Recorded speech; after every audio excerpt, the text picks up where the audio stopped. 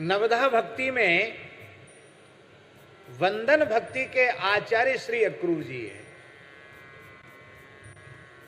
नवधा भक्ति में बंदन भक्ति के आचार्य श्री अक्रूर जी हैं।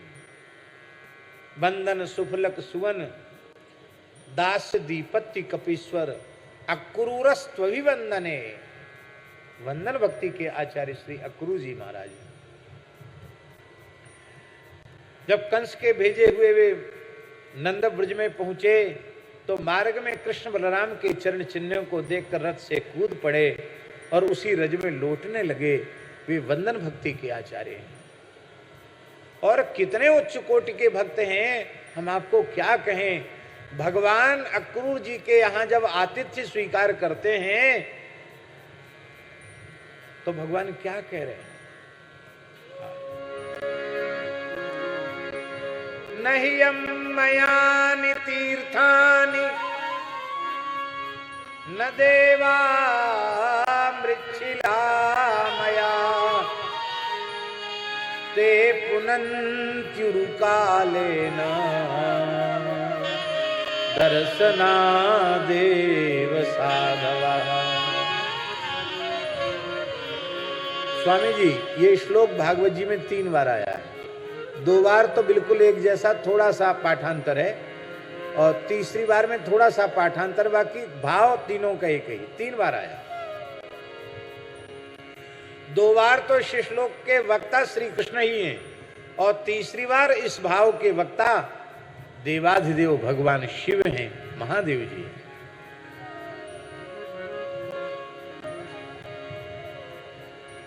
यदि कोई पूछे कि भागवत का सिद्धांत क्या है, यदि कोई पूछे कि भागवत का सिद्धांत क्या है, तो भागवत के सिद्धांत का निरूपण है इस श्लोक में। इसलिए श्रीमद् भागवत का प्राण है ये श्लोक। भागवत का सिद्धांत भगवत परत्व नहीं है माता जी। भगवत परत्व भागवत का सिद्धांत नहीं है, भक्त परत्व ही भागवत का सिद्धांत है। संत ही सर्वोपरि हैं, सद्गुरु ही सर्वोपरि हैं, ये भागवत का सिद्धांत है। सिद्धांत उसे कहते हैं जो त्रिवाचा पूर्वक कहा जाए। सिद्धांत उसे कहते हैं जो कम से कम 3 बार कहा जाए। सिद्धांत उसे कहते हैं जिसे भगवान और भगवान के भक्त दोनों एक साथ स्वीकार कर लें। भगवान 2 बार स्वीकार कर रहे हैं और तीसरी बार परम भागवत भगवान शिव स्वीकार कर रहे हैं। इसलिए भक्त भगवान दोनों की मोहर लग गई है। इसलिए भागवत का सिद्धांत है संत परत्व, भक्त परत्व। अब श्लोक बड़ा विचित्र है। भगवान कह रहे हैं नहियं मयानि तीर्थानि न देवा मृच्छिला मया ते पुनन्त्युरुकालेन दर्शनादेव साधवा। इसको कहते चमत्कार। आजकल लोग चमत्कार तो नहीं मानते,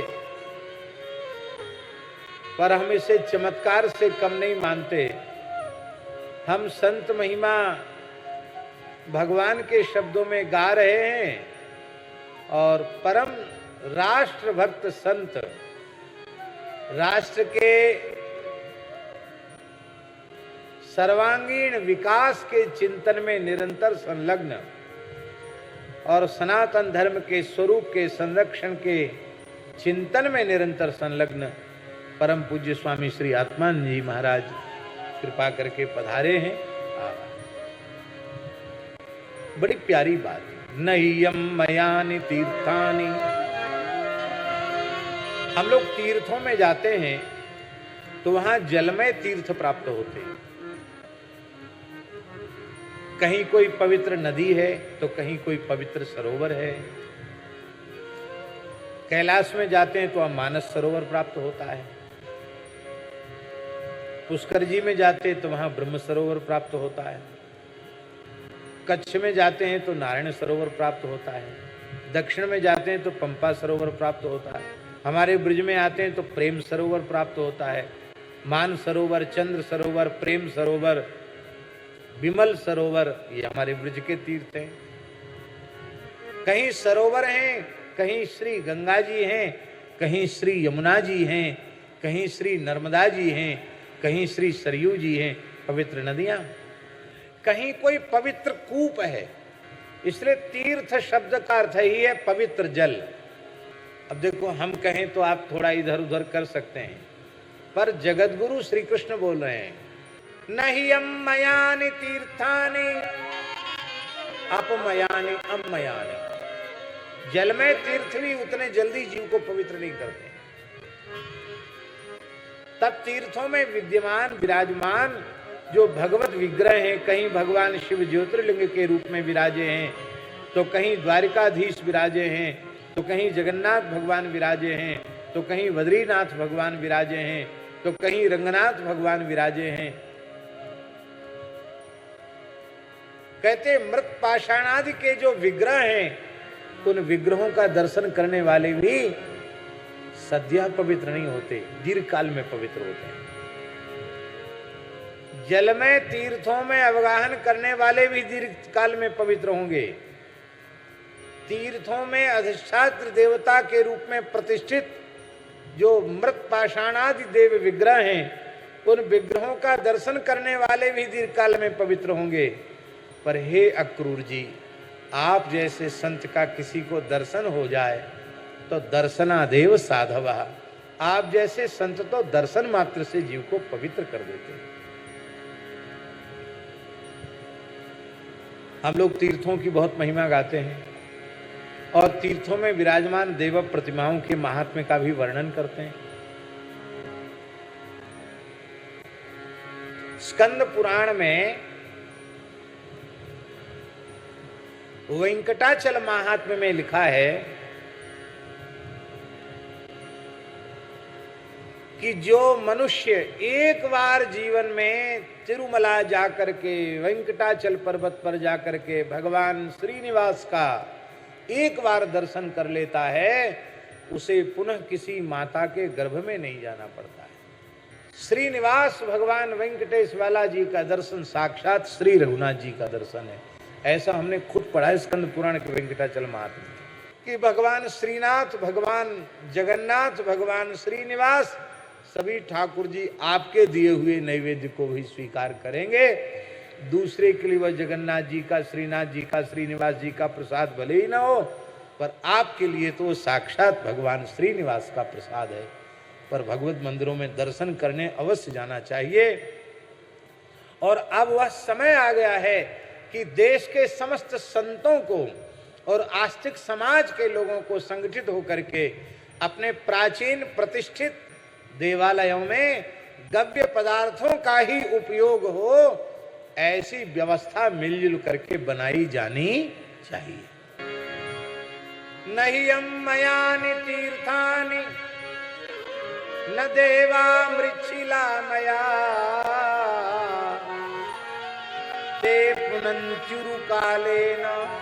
वे दीर्घ काल में पवित्र करेंगे, लेकिन हे अक्रूर जी, दर्शना देव साधवा, आप जैसे संत दर्शन मात्र से पवित्र कर देते हैं। अब महाराज जी, यहाँ जलमय तीर्थों की महिमा और तीर्थों में विद्यमान देवताओं की महिमा कुछ कम हो गई ऐसा लगता है, पर ऐसा है नहीं।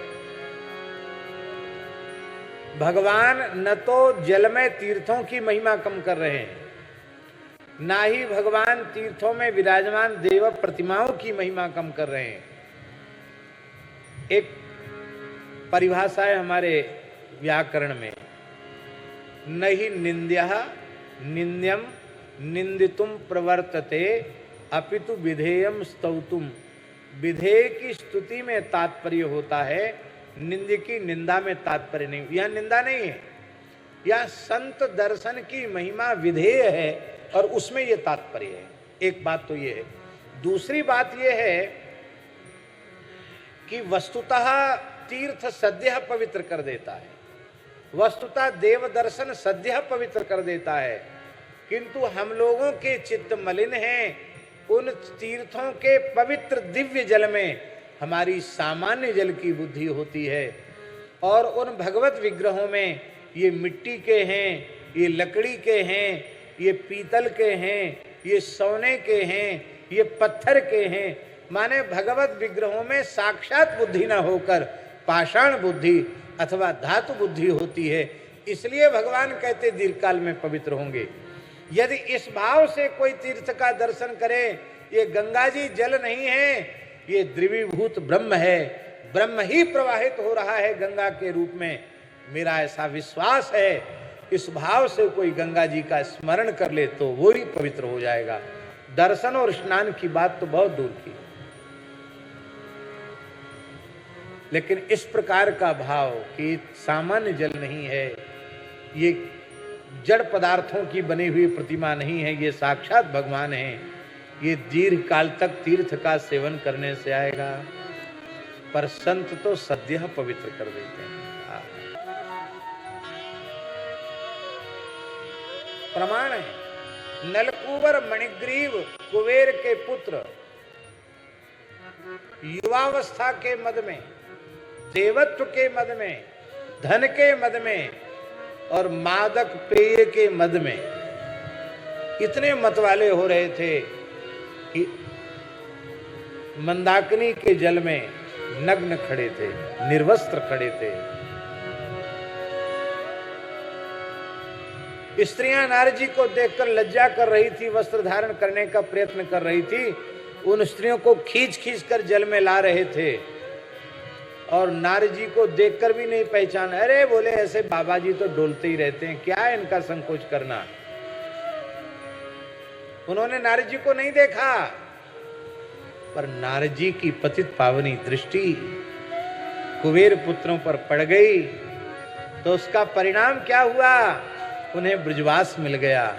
वो ब्रज के यमलार्जुन वृक्ष बने, और अर्जुन वृक्ष भी कहाँ के बने, नंद महल के बने, नंद महल के प्रांगण के बने। बालकृष्ण की समस्त लीलाओं के दर्शन का सौभाग्य उन्हें मिला, और अंत में बालकृष्ण ने ऊखल बंधन लीला के माध्यम से उनका उद्धार किया। इसलिए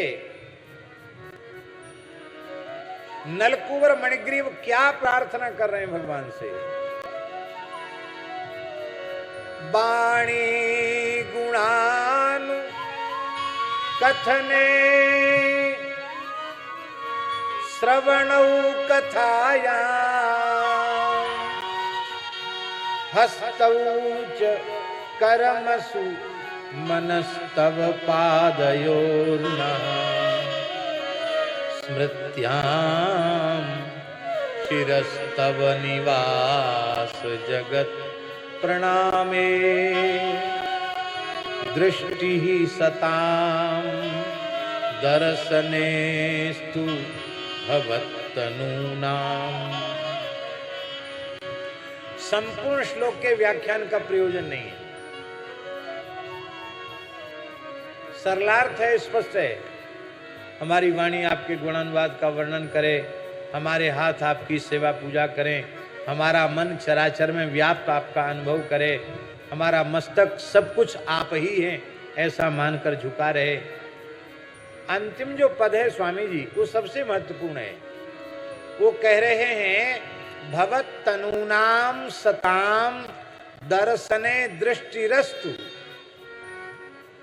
हे भगवान, आपके चलते फिरते श्री विग्रह जो संत हैं उनका दर्शन हमारी दृष्टि करती रहे।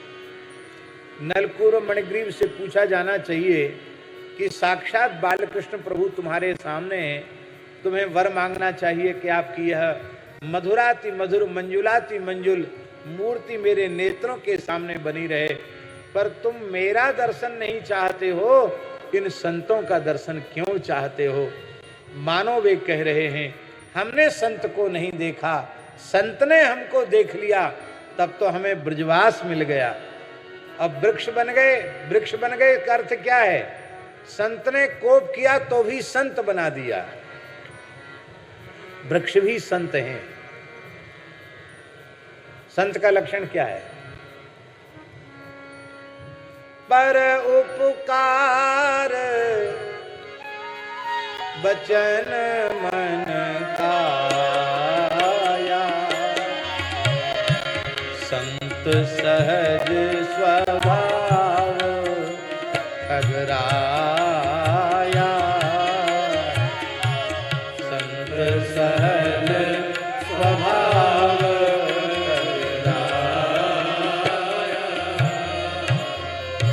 संत विटप सरता गिरिधरनी, संत विटप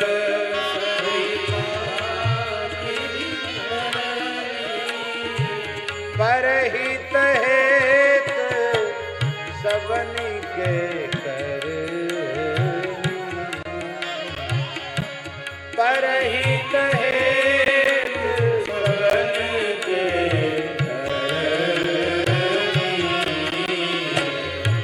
परहित हेतु सवन के करनी, परहित हेतु सवन के करनी।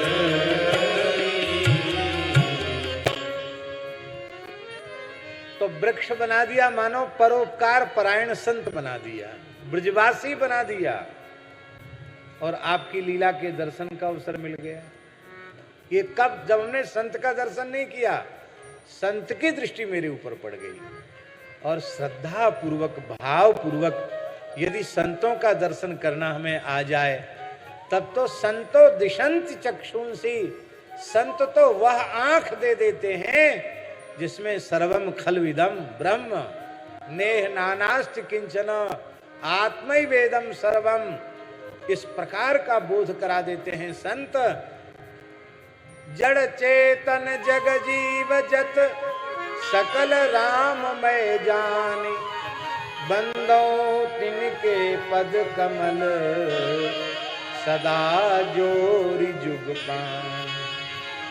आप हमारे संत वाणी चैनल को सब्सक्राइब करें, वीडियो को लाइक करें, शेयर करें, और हाँ, बेल आइकन पर क्लिक करना बिल्कुल ना भूलें, ताकि हमारी किसी भी वीडियो की सूचना सबसे पहले आपको मिले।